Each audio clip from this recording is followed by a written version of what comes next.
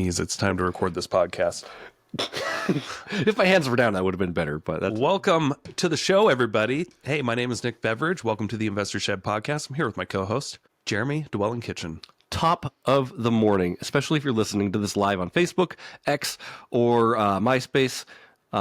Thank you so much for joining us. We got a really cool episode today, Nick. I would love to be live on MySpace and only stay on that platform. Yeah, we should get endorsements for being live on MySpace only. Yeah. Can you do that these days? I'll get in touch with Justin Timberlake, and we'll see if, my guys will call his guys. Good.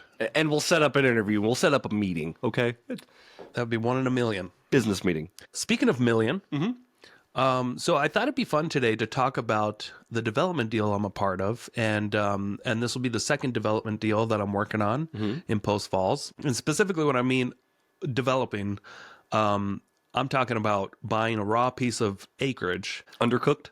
Raw. Okay. Raw dogging that piece of acreage. Yep. And not just building a house, but actually subdividing that lot into multiple different lots. I love it. Putting in infrastructure and then selling to a builder. So that's what I thought maybe we can share today a little bit more details on how you can do this. I love it.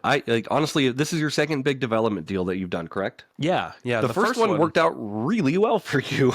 Yeah, and the funny thing about that is when we purchased it like kind of just before the peak of the market, and values did go down in general. Demand went down a lot, but we still made a fuck ton of money. You did. And that's because we analyzed the numbers to death and just played worst case scenarios. And we really took our time. And the cool thing about that one was that we all had our own cash into it. Yeah. So even though it took like 3 years to get done, we didn't have all this heavy interest cost that like brought the profits way down. You actually partnered with your hard money lenders on this one too, which was nice. So they had money in, you had money in. It's not like you were making, again, monthly payments. They were all co-investing with you. That's true. Yeah. And one of the partners was actually, he owned the biggest share, like 33%. But the interesting way we structured this, because he was not bringing any money to the game, any money that we were bringing to the game, we would get paid interest on our money that we put into it at 10% annual. And that money would actually come out of his profits. Gotcha. I didn't know that. So it's like he was getting the loan from us. So as he we were did partners. a hard money loan against you guys. And you funded his deal. And I don't know if it was the fairest thing, honestly. It was kind of thrown on him last minute by one of the other members. I think, if I remember right. And it was, but it made sense. Yeah. It's just because he was the project manager. It's like it incentivized him to get this project done faster. That's how it would be on a normal as the thing, time is ticking, it's going to cost him more money out of his profits. So fair or not, it worked. Right. And everybody, at the end of the day, the relationship's still good there. And yeah. May not have been like exactly how we wanted it to structured, but you got to the finish line. Yep, that's true. So specifically, this was in Post Falls, Idaho. It's a growing area. It's been growing for many, many years. You've lived in Post Falls a long time. I remember moving to Post Falls in 1991, I think, 92. Yeah. And there were just a couple thousand people in that whole town. That was the population of Post Falls back then. It's a lot bigger now. Couple more thousand. It's at least double that. At least. I remember getting off the freeway as a little child before we moved there to look at our first house. And I remember seeing the City Hall building. And it wasn't a building; it was a trailer off Spokane. It was a little trailer off Spokane Avenue. Or Spokane Street, whatever. It's still in the same spot, isn't it? It's still in the same spot, but they took a lot more acreage, and they have a big, fancy, nice building now. Yeah. They didn't just stack a whole bunch of mobile homes next to each other for all the different departments. Isn't that funny? Yeah. Do you remember that little mobile home? I don't. Okay. No. Because you grew up in Post Falls too. I did, but I wasn't exactly aware of what was happening. We never went down that way. We were up north Post Falls. Right. And I don't remember ever going down there or needing to go down there for anything. Yeah, and I guess I did live a little closer to that area. But we moved here from Newman Lake. Right. I think we spent like a half a year or a year at Newman Lake coming from California when I was like 4. Yeah. So it was a long time ago. Hard to remember every detail, but I do remember that detail. Coming into Post Falls, small little town, and a little trailer, basically, for City Hall. Love it. And it's just cool to see it evolve. Yeah. And, here we are 30 years later. And I remember when I was in middle school, and my 7th grade, I think it was a history teacher. He let us all know, hey, guess what? Currently, right now, Post Falls is the fastest growing city in the nation. Wow. I was like, wow. Wowie. That is so cool. There's a lot of room for growth when there's infrastructure for it. There's actually room for it. Yeah. Now, why businesses constantly fail in Post Falls, I don't know. Yep. Couldn't tell you. Seems like they can't, like a restaurant can't stay open for more than a couple of years. Yeah. Shout out to Rogers. You're doing it. You're doing the work of it. Yeah. You remember River City Rod Run? Hot Rod Cafe? Or Hot Rod Cafe. And then that seemed like an area of just restaurants go there to die, except for Denny's. Denny's has survived, I was going to say, survived the apocalypse down there. Yeah, and they've got this beautiful area by the river that's like all this infrastructure is in there for like a nice downtown area. Yeah. That just really hasn't hit yet, but I feel like it's starting to slowly be built out. Sure. Anyway, it's not exactly why we're investing in Post Falls. We just know we're investing in Post Falls because it's close to us and we know that there's demand. Yep. There's people that live and work in, live in Idaho. They want to live in Idaho and they maybe work in Spokane or Washington, and it's just an easy 5-minute hop across the border. Yeah. Yeah. Anyway, way off track here. Wanted to talk about this new deal my business partner Joe and I have under contract. Or I'm sorry, we closed on it. Yeah, okay. I was going to say, own this has been like 2 months in the making now, it feels like. Yeah, as of this recording, we're in the spring of 2025. We closed on it in at the start of the year, like January 7th. Sure. And we just got through a couple weeks ago our Planning and Zoning Commission. Yeah. And we got approved to move to the next step. Nice. We'll be up against the city council for approval or denial here in the next few weeks. And the REI team versus the city council. Stay tuned. I know. And it is scary because half the people on that city council, they just say no because they don't like growth. Yep. And that's what they ran on. And they're just, no matter how good or bad it is for the public, they just say no. Do you guys have a plan going into this meeting?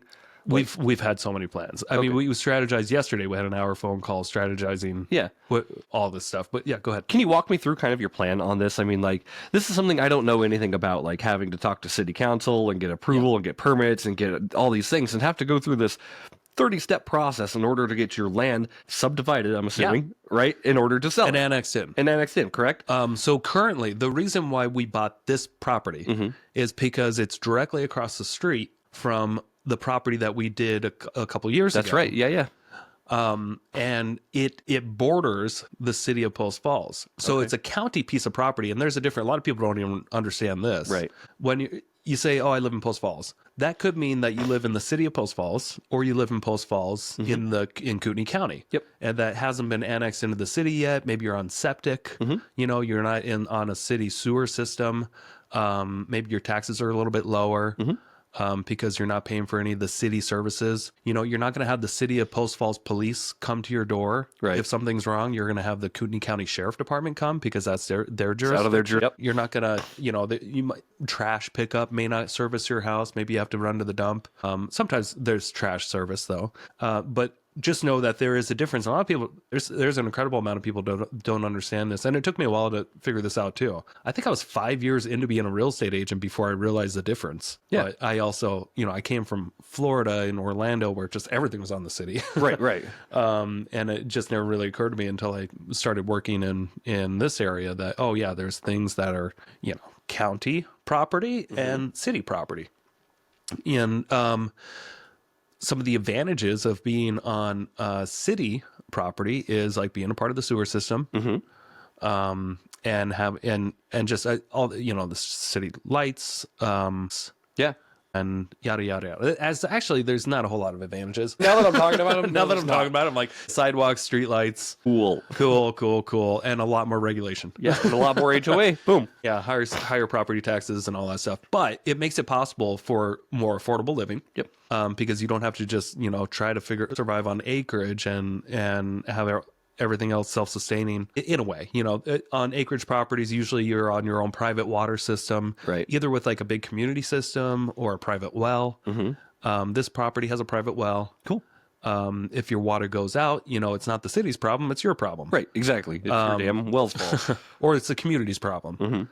So there's a little bit more certainty when you live in the city. Sure. That like your water and your sewer are going to probably run a little bit more efficient and more consistently. Yeah. Than otherwise. So you're trying to get this annexed into the city is what your plan is. So annexed in meaning like this property will become part of the city. The city's not going to own it. They will own like the roadways and the right of ways and the sidewalks. Yeah. You're going to have to take care of them.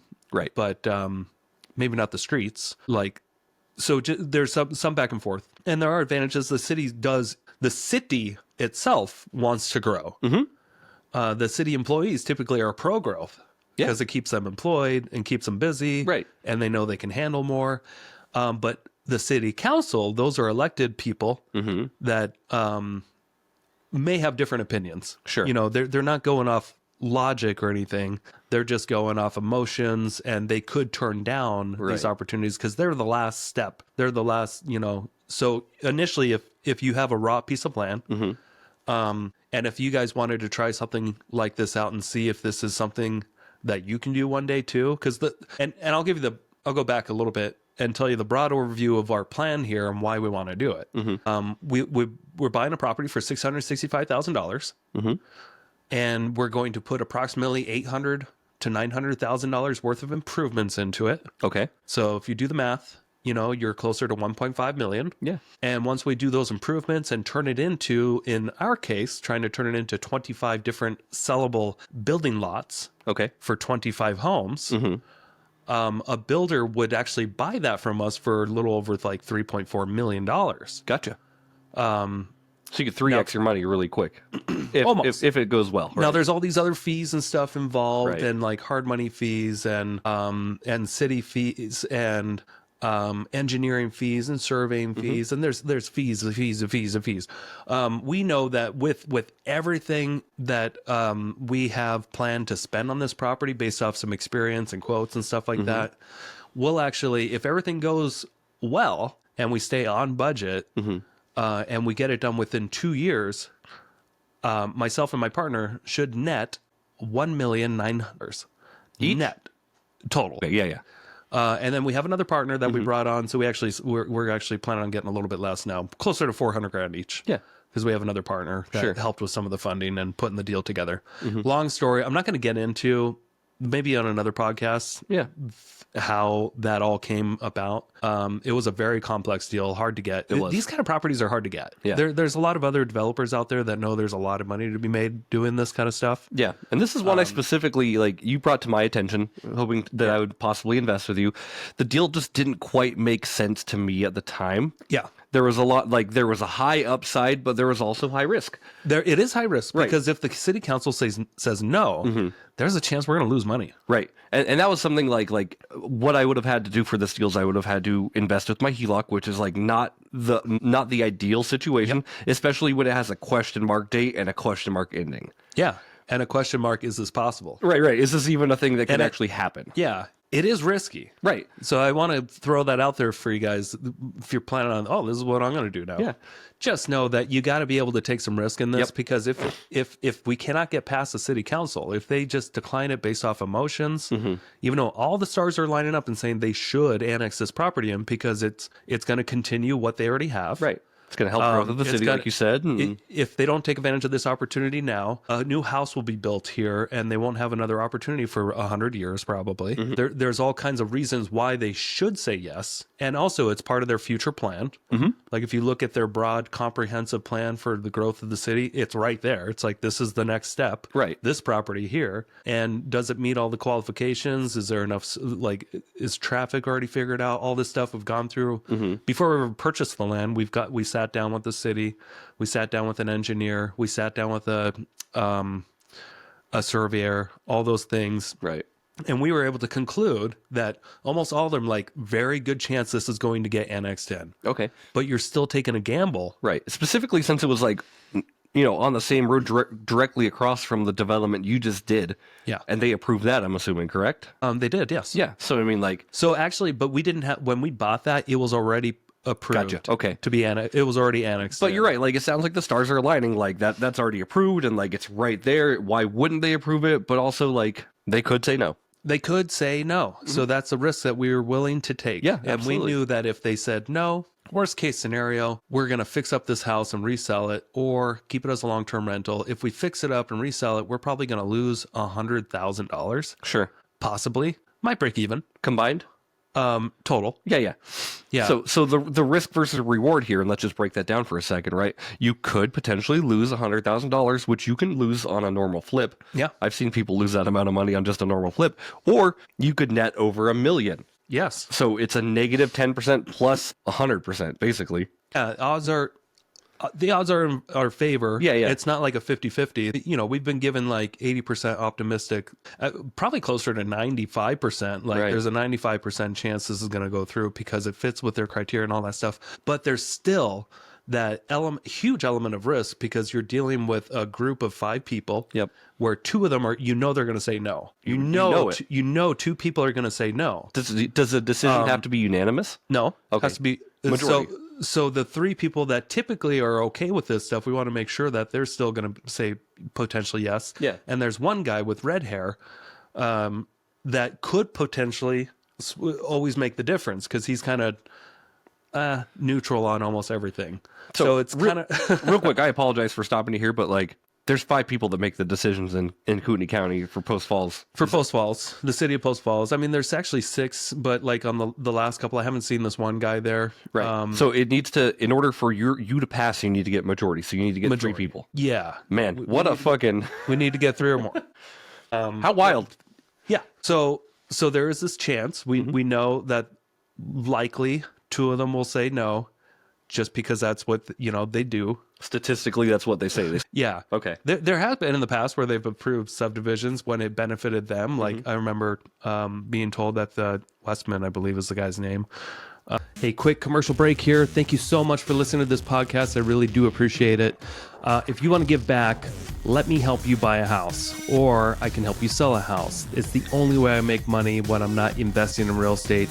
I don't make money on this podcast or the events I do, but I do make money only when I help people buy and sell houses. So if you're looking for your next investment and you're here in North Idaho, I want to help you personally. If you are not in North Idaho, I can still help you out. I have a vast network of referral partners all across the country, and I can find the right real estate investor savvy agent for you so you don't have to. It doesn't cost you a thing. Thank you for your support. Back to the show.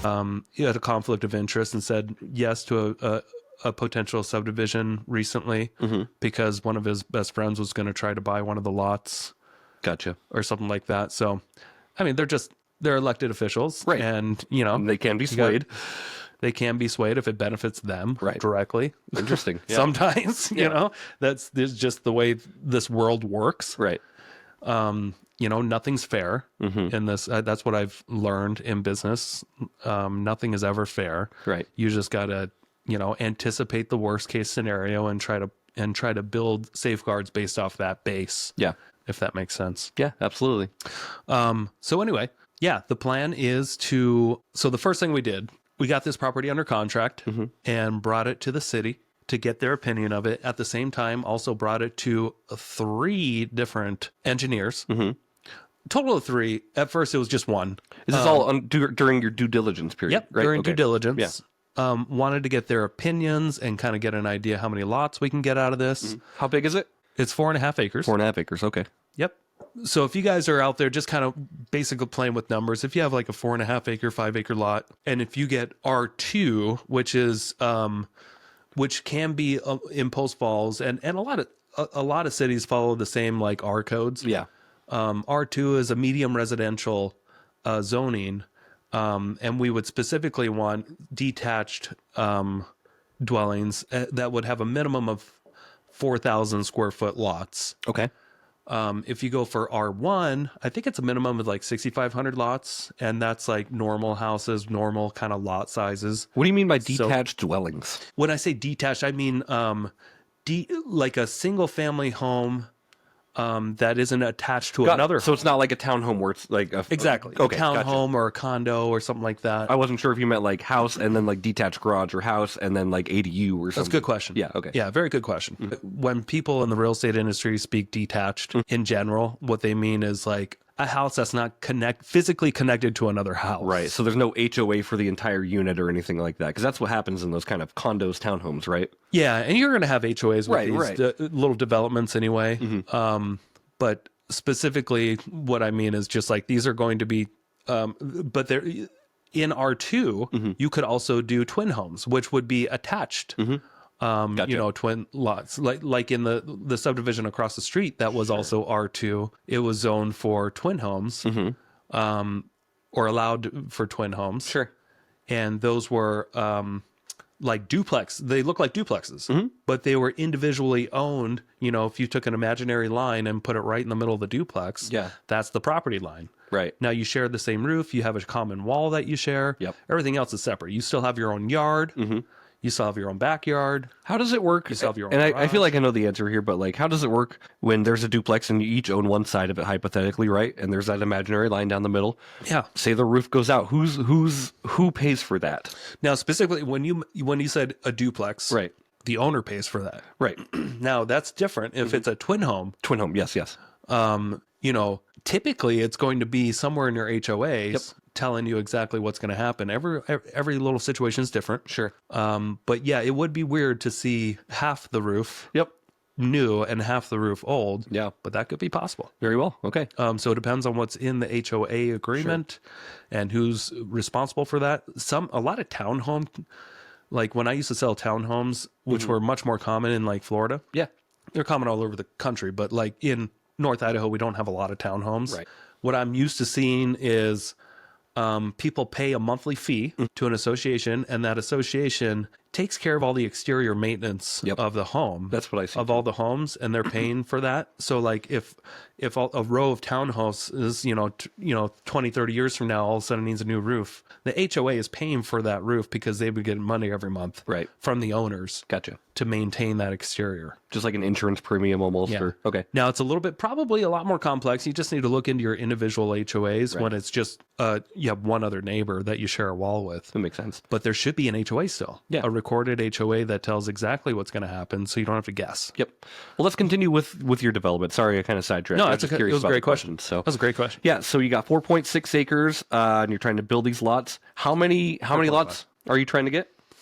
Out of this one, so we can get 25. Cool. Okay. And that's with the roads and the sidewalks and and a minimum of 4,000 square foot. Not all of them are, as small as can be. Right. Some of them are 5,500 square feet or so. But the way we can lay it out with the roads, now typically the cities want multiple entrances into your subdivision. So you can't, most of the time if you have 5 acres, you can't just have like one street going in Kinda and like then a U or something like that. Yeah. And like a little, and then coming right back out of the same road. Or like a little block and coming back out. Yeah. They usually want multiple entrances or future entrances. So if you ever kind of drive by like a new construction neighborhood, you might notice a lot that like the roads will just kind of end and barricade somewhere. Yep. But it looks like it could be continued one day.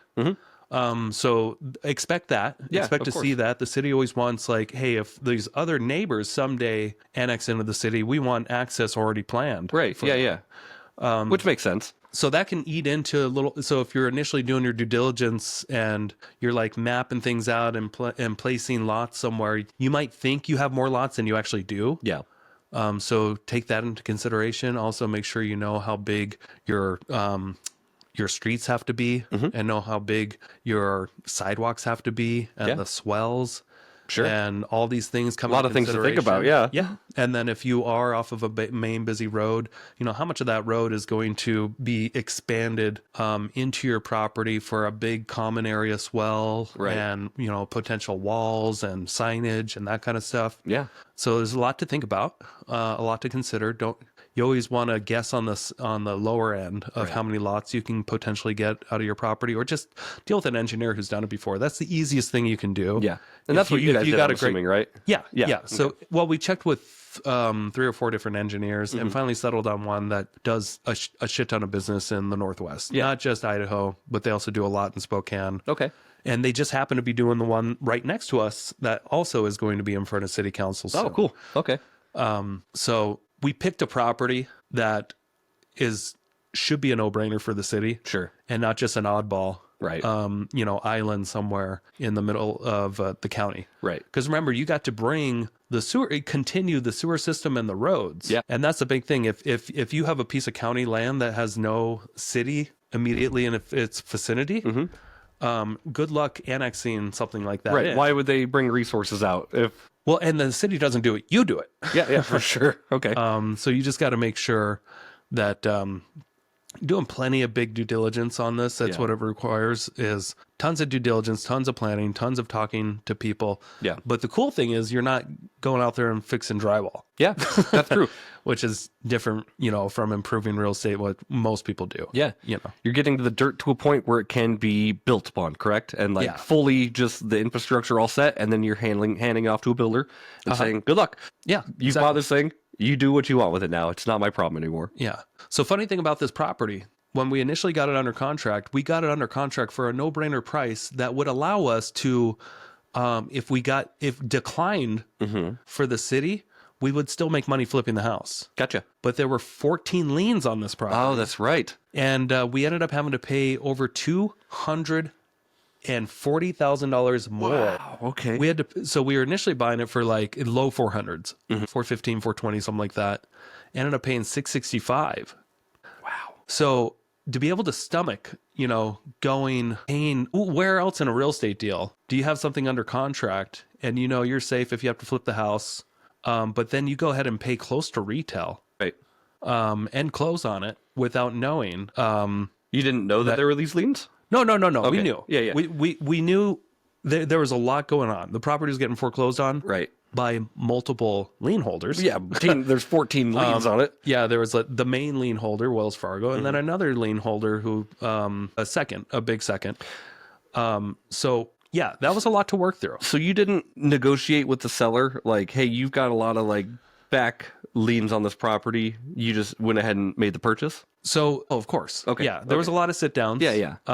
So the seller had we had a choice. We can walk away from it. Right. Did he know there were that many liens on it, or was he ignorant to the fact?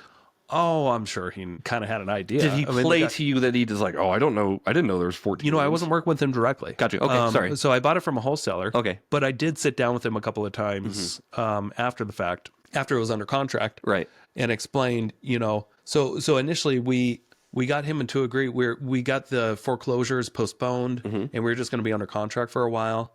And I'm trying to go back in my memory here. Yeah. And then we were going to apply with the city, and the second deal was, since we couldn't buy it for $415 or $420 anymore. Right. The second deal was, okay, we're gonna go under contract. If we can pay $665,000, that way you can still walk away with $30,000. The goal for him was work with us so he could walk away with some money. Right. Instead of just lose everything. Right.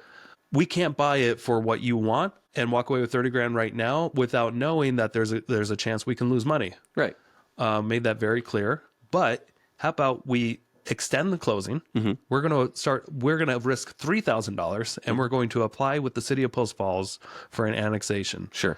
And we're going to get his consent. And we have it, in the contract so we can share it with the city of Post Falls. Okay, this owner's given us consent to apply for annexation. And we started going through that process. The problem was one of the other lien holders was able to get their foreclosure back in place. And it was going to be foreclosed. This is a couple, Sure. This was an ongoing thing because we initially went under contract last fall, eventually closed in early January. Yeah. But one of the other lien holders, who was an attorney, was representing him and it was a guy. Gotcha. He knew what we were doing, which was fine. He was fine with that. He just knew that he had this one opportunity to try to get his money back, or else he could have been screwed. Yeah. If it got foreclosed with somebody else. Gotcha. Because he couldn't just repost a share sale or something like that. It was complex. Yeah. So we ended up working with the lien holders. We got Wells Fargo pushed far enough down the road, but not this one. Right. So he ended up being a second lien holder with us, and only with the trust of one of his friends, who's also a real estate investor and developer in the area, who became one of our partners. Gotcha. So what his money that was owed to him, he was able to just throw that on the back of what the deal that we were working on. Like, okay, you can pay me that balance in 2 years. At like a 10 or 12% interest rate. Okay, cool. which he was good with that. Yeah. And we shook hands but we had to close. Right. So we had to decide, walk away from this or roll the dice, take the risk of losing $100,000 in the chance of a very good chance of making $1 million. Right. So we decided, let's fuck it. We got 3 people now. Yeah. 3 of us to spread that risk around, and we were going to take the risk. And also, we weren't going to go down without a fight. Right. If we got declined, we were going to appeal, try again a year later, and the plan was to rent it all out and kind of make it a hodgepodgey, cesspool of rentals. Right. Right. Renting out RVs and storage space and all kinds of stuff. We were going to get creative to not lose our money right away. Yeah. But that's what we agreed to do. We moved forward. We closed on it. Gotcha. Okay. We even negotiated with the wholesaler if he can cut his fee in half for now, and if we get it annexed in, we'll pay him the other half. So there was a lot of renegotiating with everybody. Was this Andrew that sent it to you? Yeah. Cool. Okay. Yeah. Yeah. Yep. What a crazy deal. So yeah, it was a very crazy deal, and it's still a crazy deal. I mean, there's still, somebody stole our shop. That's that property. Somebody stole our shop. People are stealing siding off the house. They had to keep going there. They're running through the gates there's tweakers on this property all the time, just stealing shit, which sucks. We were shooting a video, and I didn't know that was the property you were talking about. I thought it was like some rental that was already established, not this like 5-acre, 4.5-acre parcel thing that just you let people on to take some stuff. And, yeah, we were trying to get rid of some abandoned vehicles. And abandoned RVs, and so we were allowing people to just go and pick up what they needed. Have you learned anything from doing that? Yeah, we don't do that now. Great, thanks. That sounds like a good idea. Because a funny thing I learned from the sheriff's department is new laws. If you allow somebody to go on your property, they can do whatever they want. And you don't tell them what they can and cannot take. Like, don't take my siding, don't take this. Oh, you have to be very specific. Yep. You have to be specific to say, do not take the house. Yep. Do not take the shop. Only take these items. Yep. Instead, we're just like, because we incriminated ourselves by saying go ahead and take any vehicle you want and not specifically excluding. Like, well, this vinyl's a vehicle. Yeah, I know. It's so stupid. It's dumb. It's dumb. Anyway, Dumb. that's a lesson for all you people out there. Somebody stole a shop. Somebody stole the shop. When you let people onto your property, which first of all, half the shop. First of all, don't let people onto your property to just take stuff without you being there or without some sort of agreement in place. It was a good lesson. Good lesson, right? So just make sure you are crystal clear with all of your communication with anybody who's coming to your property to take things. Yeah. So what happened was it made it a lot more difficult to turn this house around and do a quick fix and flip, because now half of the shop has been demoed, and in the house it's been broken into. A lot of the windows are broken and destroyed, and they took siding off the house. Why? People are fucking crazy. I pulled up. What's the use of it though? Like, I don't know. They're gonna sell the siding. That they need drugs. Right. There's people that they'll steal anything they can to try to sell it on Craigslist. I've never been that desperate for cash, so I don't understand. But like in my head, like if I ripped a piece of siding off that just sounds like a huge inconvenience to my life. Like, what am I gonna do with this? They were ripping off a lot of siding and loading up a trailer to go sell it. Anyway, yeah, it's just baffling that like you have a half deconstructed shop. People broke out your windows. Again, just don't let people on your property to do this stuff. Yeah. So 2 more big pieces of information if you're doing this that you're going to want to know is how much is it going to cost you to develop the land? Yep. And how much can you sell these lots for? Those are very key pieces. Yes. Yeah. So we're working with on the last deal. We worked with Lennar. Big builder in the area. Big builder. Yep. Big builder in the country. Yeah. They're the second biggest builder. Not quite first. And then on this deal, we're working with the biggest builder in the country, DR Horton. Okay.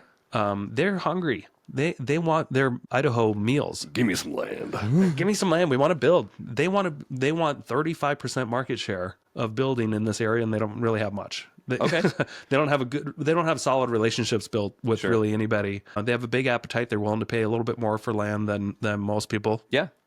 And we're not necessarily committed. We don't have to sell to them. I'd like to, because this guy's helped us out a lot. Yeah.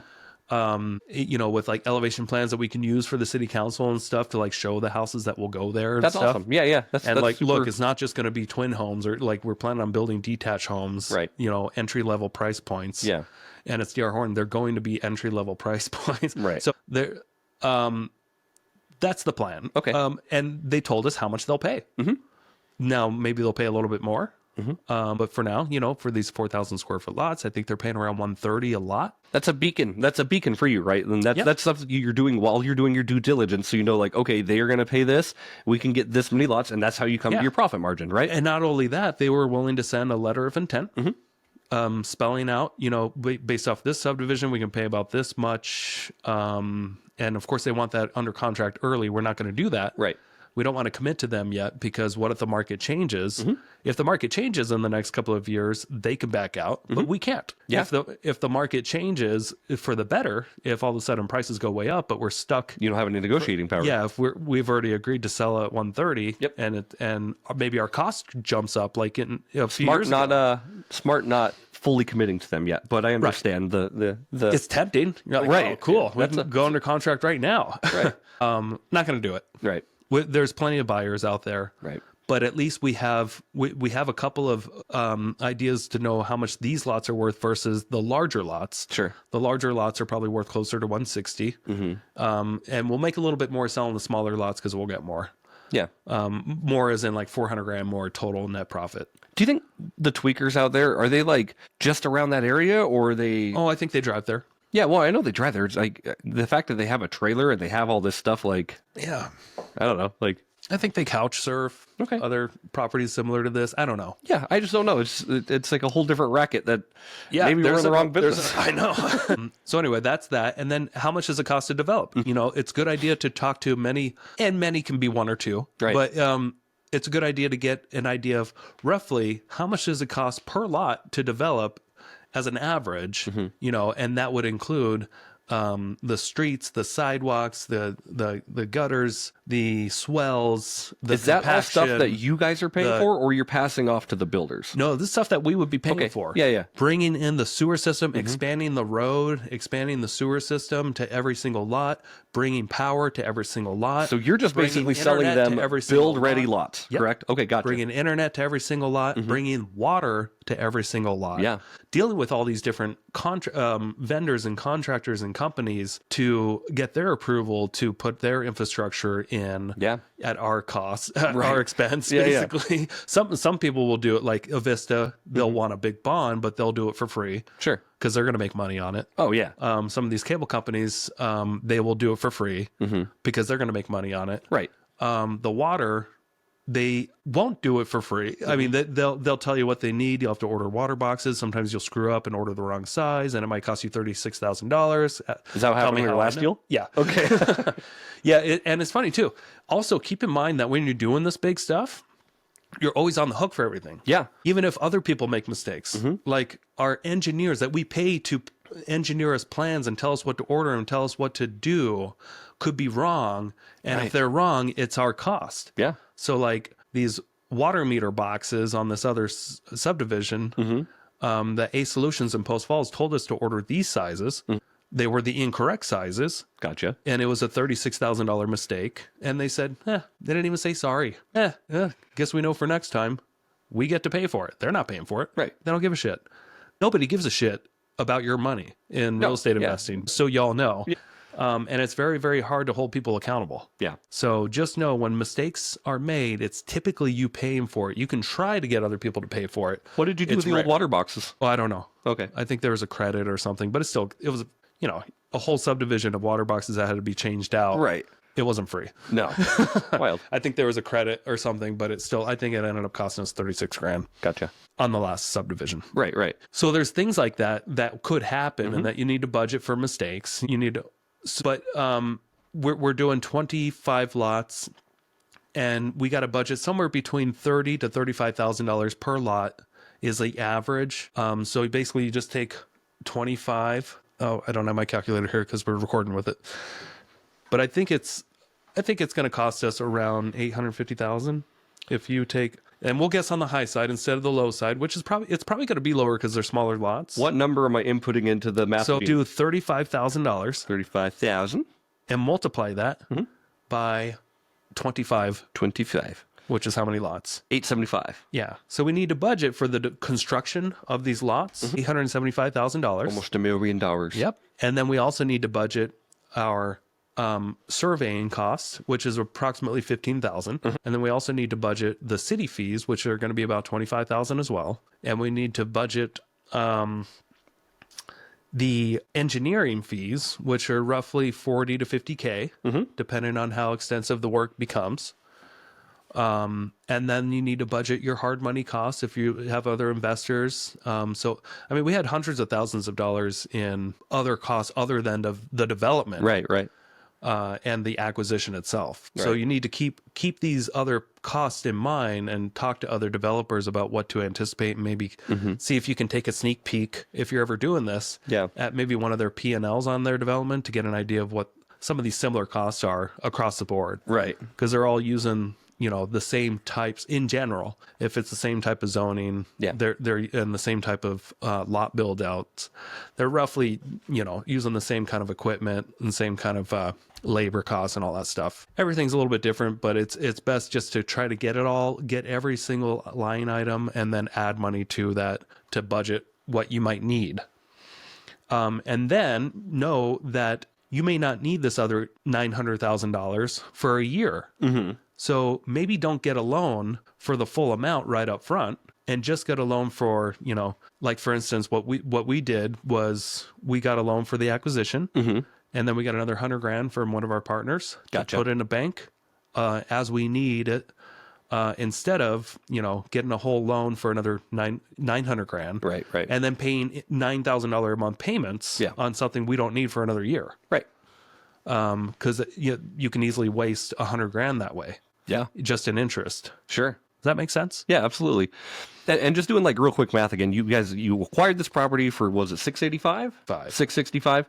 That was your acquisition cost. Plus you had all these engineers and everything else come out from then, correct? Yep. Is that built into that 665 or? No. Okay. So 665 was a purchase of the land. Gotcha. That's it. And then just going based off those numbers that you just told me, like 875 for the development, 15, 25, 50 for all the other costs. That was without hard money. Yep. So you're at 965 plus 665. And then, I'm just going to bring up the spreadsheet. Cool. So that we're So you're at like $1 million, almost like $1.7 million right there. Yeah. So here's an idea. 665 for the purchase. We up front, we had about $7,000 in lender fees, which was low. Right. It's only a point, but it's because we know these hard money lenders worked with them a lot. Right. And it's a big deal. And a big deal like this, typically they may lessen their points knowing that it's a bigger project too. Yeah.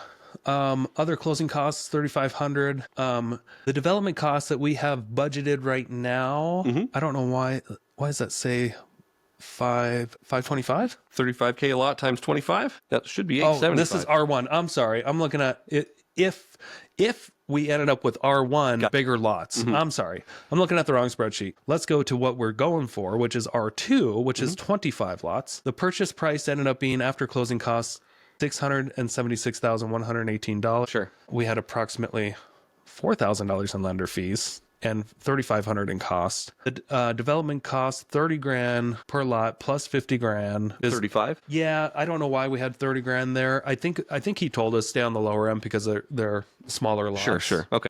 And we have an extra $50,000 in there to demo all the buildings, right, and properly compact the gravel and all that. Yeah.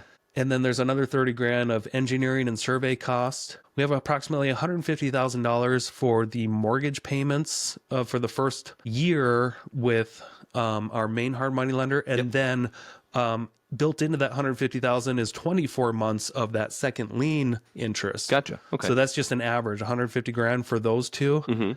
And then property taxes, $2,800. Mortgage interest on the development cost, which will come later, probably a year later.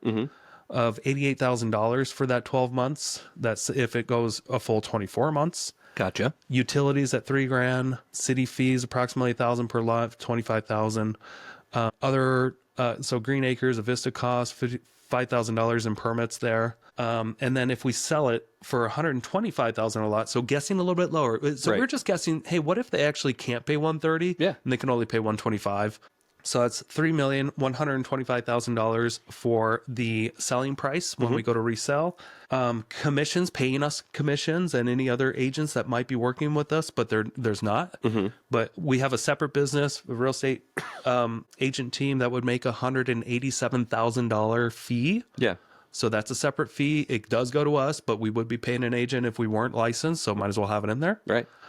And then we have that second half of the wholesale fee paid back to Andrew. This is assuming that we do get it annexed in. So another $500 to him. By the way, this wholesaler is making 25 grand on this deal if we can get it annexed in. I love it. If we can't get it annexed in, he's agreed that just his upfront fee was $12,500. He already got that. That's all he's getting if we can't get it annexed in. Sure. That's the deal we had. Cool. And then other selling costs, if we go to sell this, $23,437. And do you have all the liens associated in here too that need to get paid off or that you kick down the road? Okay. Yep. Cool. So so what we have when you're dealing with a profit and loss statement or trying to estimate your renovation, you don't necessarily have your loan amounts in there. Right. All you have is the fees that you're paying on your loans. Sure. As cost. If everything goes according to plan, and if it takes a full 2 years, we should make $1,093,000. 10% of that would actually go towards the investors as a second round. What they wanted, the way we set up this loan too, is if it does go all the way, they're going to get a 10% bonus for giving us this loan with no payments. Cool. We're not making any payments. Right. That's pretty That's the cool thing. Yeah. There's interest being built up in the background, but we don't have to make any payments. And if we get this other, $850,000 loan to do the construction of the development, we're not making any payments on that either. Cool. There's still approximately $88,000 in interest that will be built up. But on top of that, for not having to make payments, they'll make 10% of the net profits. Cool. Which would be approximately $110,000 bonus to the investors. Gotcha. And then Joe and I would make approximately $375,000 each, and then our partner would make approximately $250,000. Is it 40, 40, 20? Is that how it's split? It's split 37.5, 37.5, and 25. Okay, cool. So our partner who brought in, he helped us rescue this deal. He knew the second lien holder, and he was able to talk him down and to put in his loan on the back end. We're also not making payments to him. It's just building up. Yeah. So he put that together. He came in as a 25% partner and also brought us $100,000 and dumped it into our bank account as we need it. Not bad. And he's also been incredibly helpful during this process of every step of dealing with engineers and all this stuff because he's done it before too. Sure. Like we're partnering with somebody who's done it before multiple times. That's a great and partner. He's bringing us the money. It's like, okay, you can have 25%. All right, fine. Thanks, Josh. His name's Josh. Okay. Josh Sewer, good guy. Yeah. Anyway, that's the plan. Cool. Any questions about that? It all looks good on paper. Obviously, I mean, your next step is kind of just getting in front of city council. Do you have a date for that to happen? We don't have a date. We had an emergency phone call yesterday because there was a denial recently, a few nights ago, where they denied a subdivision for R1 that was just down the road. Yeah. But it was on the corner of Pole Line and McGuire. Now, it wasn't adjacent already the city's on the other side of the street. Right. I think we'll have a much better shot because we're in this weird little cove below this the train tracks. Yeah. Where there's already development all around us. And we would just be a continuation of that. Yeah. So I think we have a little better shot, but there is still like an emergency. Oh, should we strategize this better? Should we wait? And I think what we ended up deciding was we might just hold off for another month or two so that we can come in at the same time as the neighbor right next to us. Sure. Because that's been a common theme that we've noticed with the city council wanting to shut things down is, well, if the neighbor may do it later, maybe blah blah blah blah. Right, we don't want to give them any excuses to say no. Sure.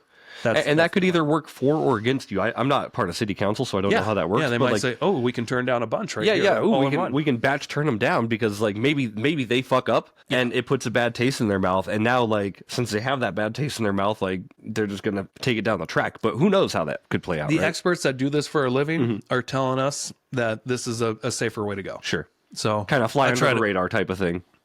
Not really flying under the radar, but making it so that there's very limited excuses. Right. Limited excuses of why you would turn this down when we're solving all the problems that you can potentially raise. The only excuse you're going to have is just, I don't want to. Yeah. And that's not a good enough excuse. No. That's it. Cool. Well, this is a crazy development deal. I'm sorry I didn't invest in it. I know you guys got it figured out. It actually worked better without me being a part of it. Yeah. from the sidelines, though, I'm like definitely rooting for you guys and hoping like this thing like pays out for you. And there hopefully will be more in the future, but it is risk. Like I know you don't like risk, and I appreciate that about you. Yeah. I think you're smarter when it comes to analyzing like your gut and risky situations. I think you're better at that than I am. Right. And knowing when you say no more than I do. Right. And I think that you're better at doing that. Maybe you have more opportunities pass you by, but that's okay. Yeah. I think you're better at going with your gut of like, oh, is there a chance we can lose money? I'm not interested. Right. And it just depends on the which situation is like I'm in at very, the time, too, right? But that's very Warren Buffett of you. Thank you. That's a nice thing to say, but like, and I mean, like, I know you got to get going, but you brought me a deal the other day, and in my head, like, Sam talked to me afterwards. She's like, does it feel weird, like, denying your best friend, like, money? And I'm like, yes, it does. Like, it stings a little bit knowing that, like, you brought me something, and I'm like, I don't want it. Yeah. And it's not because I don't want the investment, but like you brought me a thing that was an emergency, and I want to fund it. I want to fund investments, not emergencies, right? Like I want a second to like look at the deal, look at the people, and do proper due diligence. And I think like that shows something. Yeah. But also like, yeah, I do miss a couple opportunities because I don't pull the trigger right away. But I also make a lot of money because sometimes I do pull the trigger right away. So it's just, it's the name of the game. Yeah. You got to choose which bullets to dodge. Yep, exactly. Super hot. Super hot. Anyway, that's all we got for you guys today. Hope you guys enjoyed that. Yeah. Let us know if you have any questions about anything that we can help out with in the future. You can always comment on these YouTube videos. Nobody's ever commented on these anymore, which is fine. Ryan and Dave don't like us anymore. They don't. Ryan and Dave hate us, which is fine. I understand. I hate myself too. No, it's not fine. No, it's not fine. I'm mad as hell, and I'm not going to stand for this. No, thank you though so much for enjoying the episode. If you did, as always, subscribe if you haven't, and interact with the community. Get out there, make some deals happen. All right, thanks guys. Thank you so much for checking out the Investor Shed podcast. If you enjoyed your time, make sure to leave a 5-star rating and review on Apple Podcasts and Spotify. Follow along on YouTube, TikTok, and Instagram at The Investor Shed for shorts and promos about each episode.